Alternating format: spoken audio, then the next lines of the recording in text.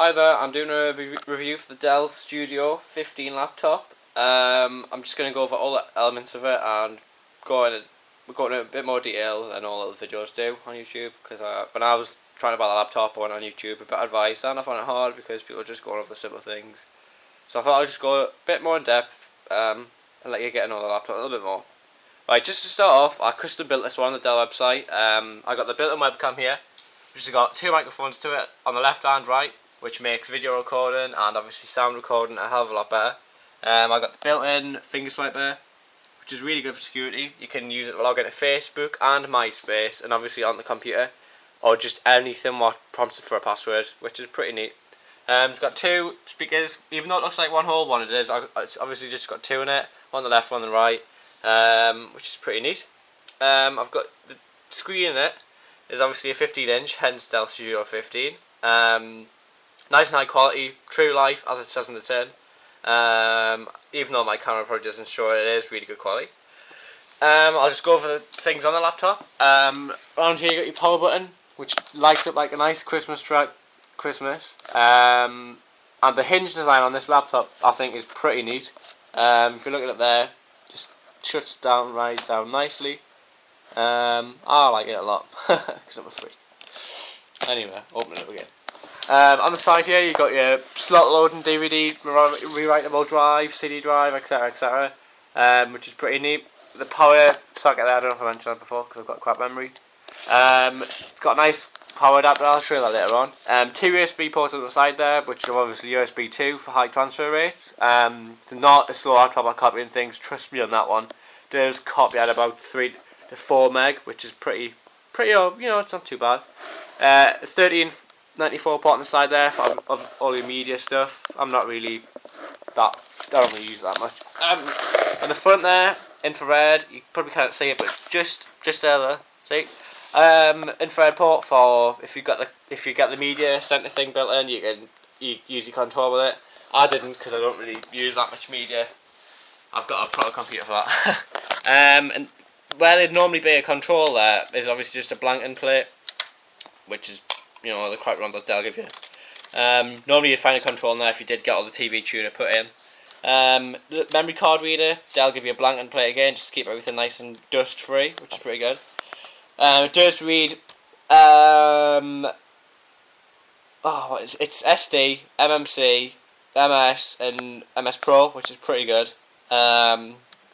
Three things along the top here. You've got the microphone port and two headphone sockets, which is pretty good if you're sharing things with friends on the plane or whatever. Really good. RJ45 port there for obviously all your networking needs, which is really good if you're going to be copying things over the network, which I had to do because obviously it's a hell of a lot faster than the wireless. The connection rate's about 100 megabytes per second, which is pretty good. Two USB ports, as I said, obviously USB 2 again. Video out, but the big video out is the HDMI, which is obviously full HD 1080p. If you're going to put it on the screen like that, it looks pretty nice. But trust me, it does go up to full 1080p, which is really good. Wi-Fi switch on the side there, on and off, and this is Dell's little gimmick, the Wi-Fi catcher. You just press that button, as I'll press it now, and it basically finds out all the networks in the local area. There's two there, obviously mine the strongest, and someone else's probably next door's, who is just any Wi-Fi network the computer can pick up.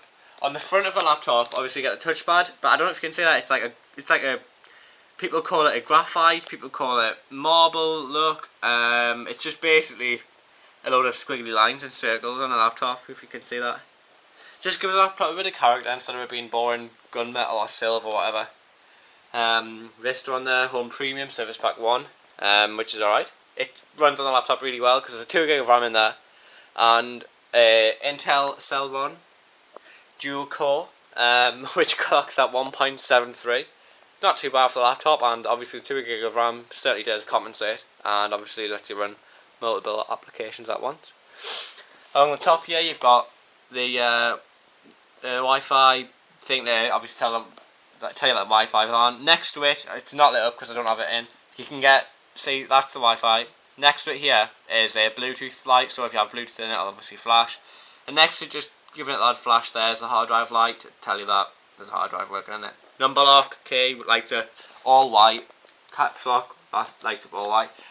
All the lights on here don't look like a tacky blue or a tacky shitty green. They're all white, which looks really nice, I personally think. I'll show it and I'll show you the back of it here. You can get obviously all the different colours, which I didn't get because I didn't feel the need. I've just got the matte black, which is pretty nice. Looks pretty neat. It reminds me of a MacBook in more senses, to be honest. Obviously you've got the heatsink fan there, which doesn't get that too hot, and you can normally just set anywhere with it, and it doesn't really bother the laptop whatsoever. Just open it back up there for you. What else has it got in it? It's got 100 and I think it's 80 gig hard disk in it. I'll just double check that for you. Yeah, there's 140 gig. Yeah, that's right. Sorry, no, 150. Sorry. Yeah, it's 150 gig hard disk in it, which is reasonably good for a laptop.